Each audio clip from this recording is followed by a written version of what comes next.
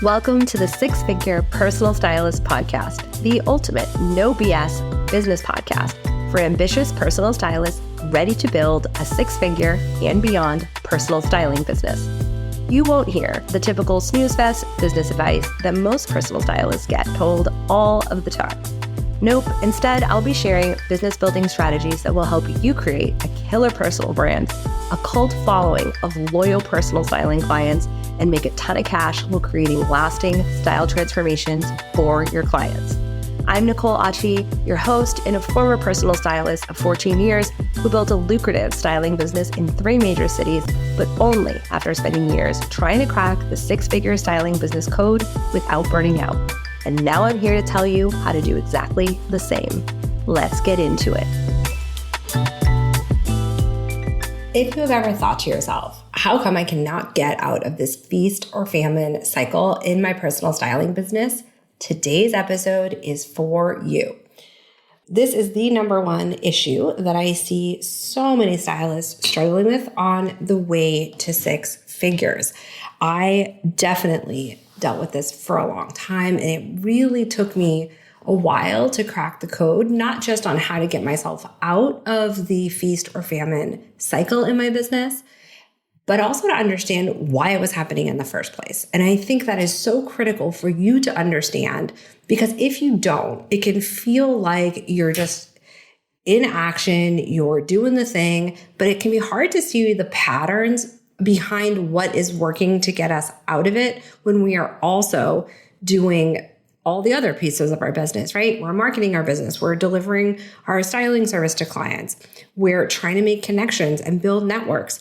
You know, you're basically doing all of the billing and the sales conversations. Every single aspect of the business as you're getting to 6 figures is typically what most stylists are doing on their own. So in today's chat, I want to give you a sense of the 3 biggest reasons why I see personal stylists struggling with these great months and then these, pretty terrible sales months, and what you can do to start to turn that around. I want to first say that it's totally normal to have slow periods in your business. It's not a problem. So the number one thing that is really critical is to know that there is a solution to this, and it may take a little while for you to figure it out because you're going to have to notice patterns of your own behavior, and then you're going to have to notice the responses to your behavior. So you're going to market, you're going to notice how often you're marketing, and then you're going to notice when I talk about this thing, I tend to notice an uptick in my business over here. But so often, because we're not running our business from a strategy and a plan that's holistic, we miss that. So it's totally normal to have these ups and downs. And there are 2 different times you're going to see this in your business, just in terms of your maturity as an entrepreneur. And I want to say that at the outset. The first is when you're first just trying to get the business off the ground. You're trying to get outside of the sphere of people that are in your inner network, like friends or family that you kind of started your services with. And you're trying to get outside to, what I like to call the general public, people that you don't know. That can make it really tricky. And that's often because we don't really know who we're talking to at that point. But then it can happen later on when we get a little bit lazy in our business and with our marketing, because we are having success. We are doing a good job. We are getting clients, far more than when we started. But because we kind of take our eye off the ball and we don't have the same intensity towards building the business that we had in the beginning, you'll start to see this happen again. And sometimes when you have dips in your business, they're just really a sign that it's time for you to go in a different direction, try something new, but usually not until you have actually overcome the 3 issues that I'm talking about now. For example, there are times when I see stylists that have a dip in their business because they don't really love their offers. They have styling services because they have the same ones that everybody else had, and maybe those styling services aren't really working well with their personality or their energy or their lifestyle. So they're a little hesitant to market them. And I want you to just be aware of this as we're talking in this conversation, because I want to make sure that you're aware if you are having these ups and downs in your business because you don't actually like the thing you're selling. Because this conversation presumes that you do. And if you don't, that's a separate issue. And I see it all the time, and that's totally fixable as well. But these things have to be handled, and they can only really truly be handled if you understand why you have the offers you have. In other words, they are for your target market, and you enjoy delivering them. So you want the sales. You are just not clear why you're having these ups and downs. Okay, so the first reason that I see this happening to personal stylists, and it's a very specific thing to the personal styling industry, which is why I notice that it tends to be a lot more pronounced in the personal styling industry to have these like peaks and valleys in your income. And that is because so many of us as stylists inadvertently really put our foot on the gas when it comes to fall and spring. And now that I am in a different position in the industry and I'm following so many stylists on Instagram and TikTok, I notice that right before and like right around when magazines tend to come out and you start to see headlines on websites for spring style or fall style, you will start to see a shift in the behavior of how stylists market. So stylists that I have not seen for a while tend to come out of hibernation, and all of a sudden they're speaking to the seasonal change. And while there's nothing wrong with that, and I think that that should absolutely be like a portion, like maybe 20% of your marketing, it shouldn't be the thing that gets you out of hiding, if you will, when it comes to marketing. It should be a part of your content strategy. It is not your content strategy. And if you are heavily leaning on seasonal content to drive your marketing, you are creating your own feast or famine cycle. Because the truth is, the average consumer, the person that wants to hire a personal stylist, sure, they're aware that the seasons are changing, and they're probably a little bit more aware of their clothes because of that. But they have style problems they need you to solve all year round.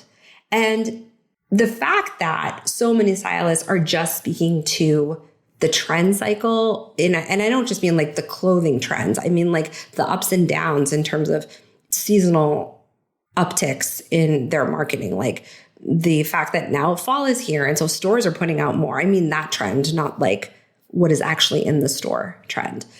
Because that's happening, you are only getting your clients' attention because of the uptick in your marketing during these periods of time. And it's really a reflection of what the stylist is into, not necessarily what the client is.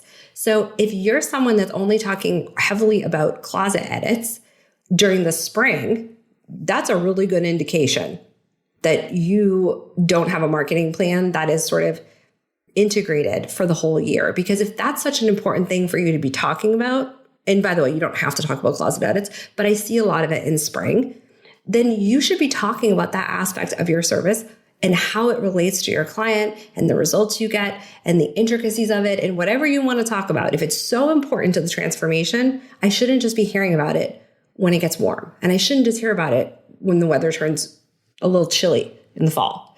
So this is one of the number one ways that stylists particularly shoot themselves in the foot. And I want to remind you that your marketing is not for you.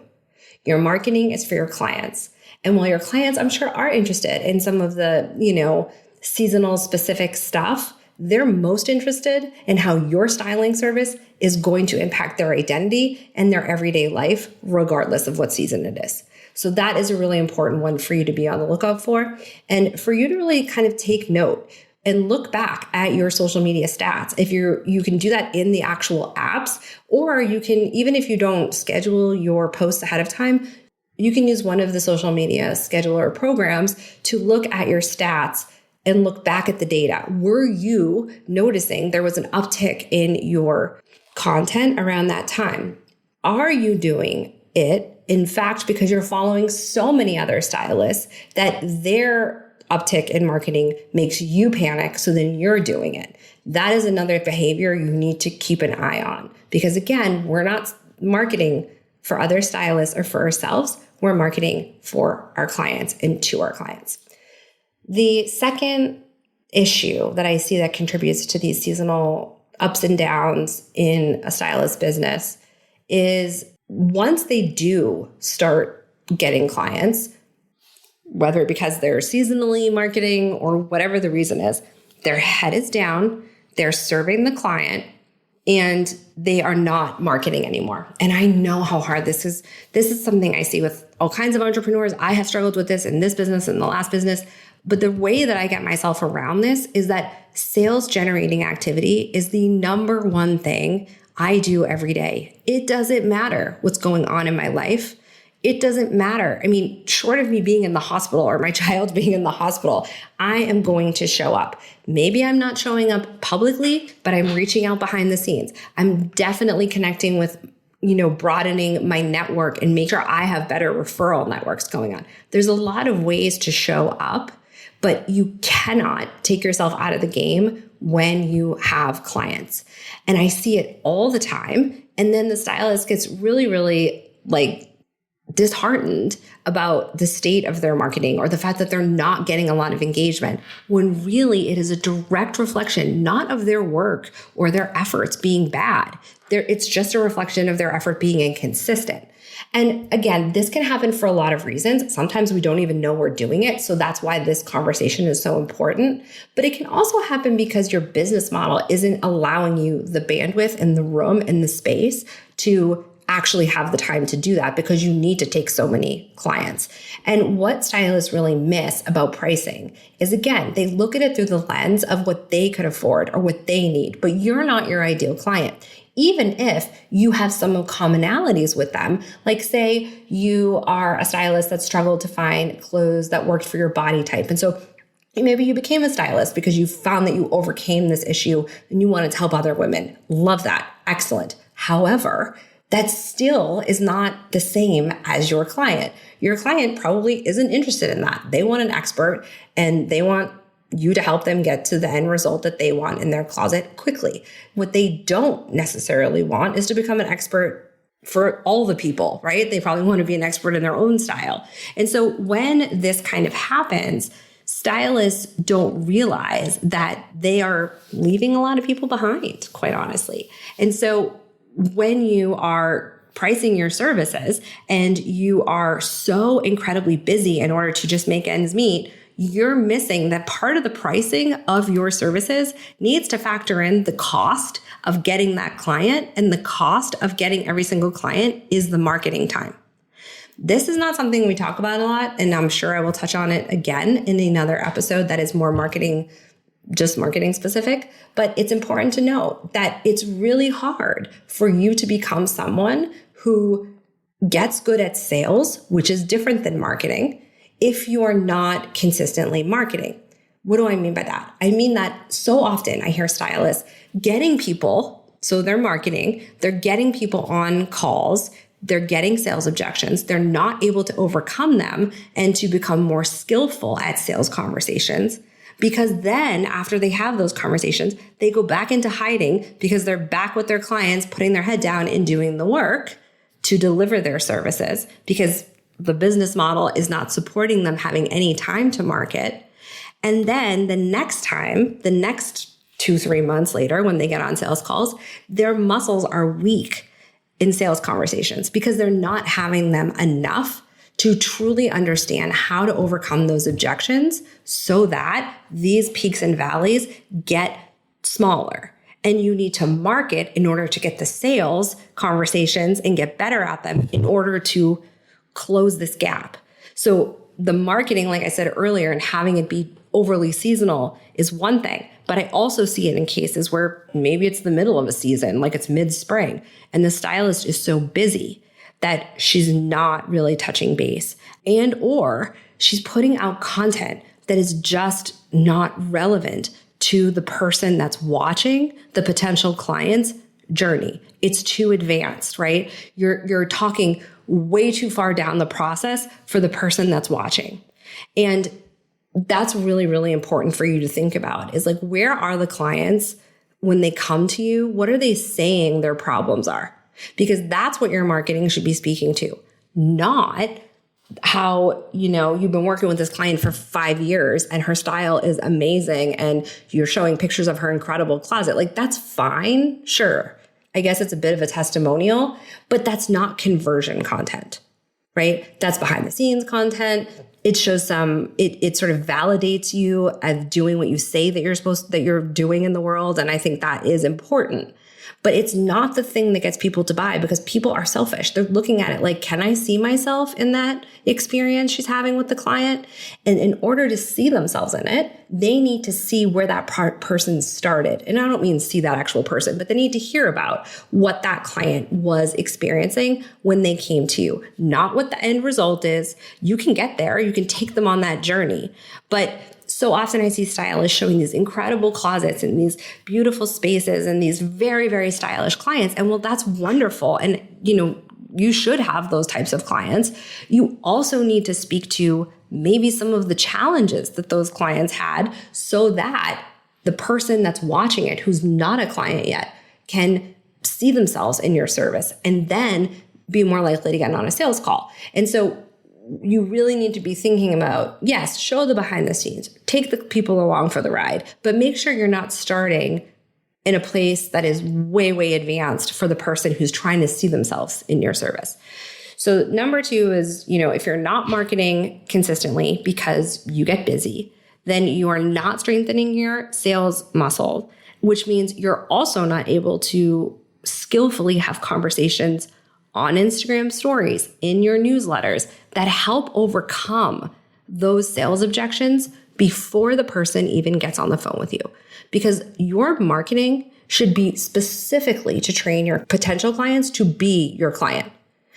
You want to call in the right people and help develop their thought process about personal styling. And then you want to repel the people that are not going to be a good fit for you. And so if you are coming in and out of the conversation because you're busy and you're not marketing anymore, you're not going to have the sales skills to then begin to help you overcome objections in your content, so that by the time someone gets on the phone with you, it's a done deal. The sale is done. They just have some logistical questions. And that's really what I want for every stylist that I work with, which is why I work so much on the marketing and the messaging, because this is something that stylists struggle with, I would say, more so now that the field has gotten big and there's this oversaturation of people saying the same thing, do you have a ton of clothes and nothing to wear? Like, it's just nobody even hears it anymore. So that's why you really have to be consistent with your marketing. It takes a while to notice what's working. You have to say things in different ways. But when you do that, you do shorten the gap in the plateaus in your styling business. And it's worth making that the biggest priority in your day, no matter what. And then the third issue that is also very stylist specific is that a lot of stylists have peaks and valleys in their business that are pretty big, pretty significant, because they do not have a styling service menu that takes the client on a journey. It doesn't really make a lot of sense sometimes for the identity of the person that they want to serve, or the psychographics, which is something I talk about a lot. And honestly, that's because when you first get started, you're in that sort of transactional mode that I've talked about, and you can stay in the transactional mode. I've talked about this in prior podcasts, but you're just kind of trying to figure out what you like. You're trying to get a lay of the land. You're getting good at closet edits. You're getting good at styling sessions. You're getting more efficient at shopping, right? But what could also be happening in that time is that years go by and you don't look up and think, do I still like these services? Does this even make sense now that I've had enough clients to know who I really want to work with versus taking everybody that comes in the door? And I want you to begin to think about, how do you want to become more discerning? Because being more discerning about the clients you take means that you can charge more. And it means that you can create this type of service menu that serves each of your clients for longer, so that you have more bandwidth to do the issue number 1 and issue number 2 I talked about, which is stay consistent in your marketing and don't just be a seasonal marketer. If you have a sort of service portfolio for your styling clients that takes them through the different levels of figuring out their style, and also what happens after they worked with you for a year, right? After they've done that, what happens to those clients after that when they're established? How are you nurturing those clients? What kind of services are you offering? Are you going deep enough for where you leave them after they've worked with you for, a year or whatever, fall and winter, and then spring and summer? So say you do 2 really big packages with them in a year. Do you have a back end established client service menu that keeps them in your pipeline? Because that is another reason, is that stylists are constantly trying to start over with new clients, and they're not seeing that if you don't have a retention of 30 to 40% of your established clients, because remember, personal styling is incredibly personal. Nobody wants to go out and find another person to explain all these issues to. They really want you to get it. They really want to be a good fit for you. Like, ideally, that's what they want, especially if you attract a client who hates shopping. If you guys are a match made in heaven, it makes their life so much easier. But so often you are a match made in heaven and the stylist isn't thinking, how do I evolve these services? Now that I know who I want to work with, how do I get more of these clients? And the answer is you create an entire ecosystem of services that are juicy and exciting and fun and take them to whatever level of depth they are ready for based on your client and customer journey. So these are the 3 things that I see stylists kind of floundering with, that I floundered on, and that I really struggled to figure out. Why was I having $10,000 months? And then if I was lucky, $1,000 a month, or some months, no clients.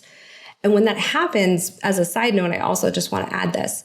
The other reason that it's really critical that you figure this out is because I can see, and I have experienced myself, the tremendous impact on stylist confidence not figuring out this has. Because the longer you're away from doing the thing that you're so passionate about, the more room you have to doubt yourself. When the reality is, I'm sure you have tons of clients that loved working with you. But when you're not in the game working with the client and you're not relating to potential clients through your marketing consistently, it can feel like that self-doubt is super loud and it can kind of take over. And I don't want that for you.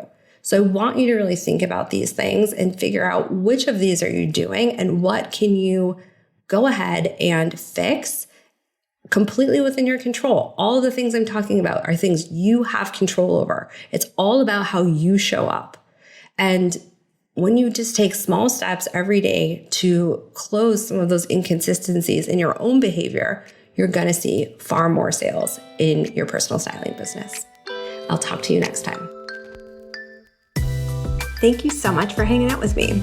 It turns out that social proof is actually pretty important. So if you could help me out, I'd so appreciate it. If you just had a quick free moment and could leave me a rating or review on the podcast app, that would be killer. And even better, if you wanted to share this episode on Instagram and tag me, that would totally make my day. And it would bring so much more awareness to the podcast and would help other stylists just like you who are looking to build lucrative styling business, because the better each of us does, the better all of us do.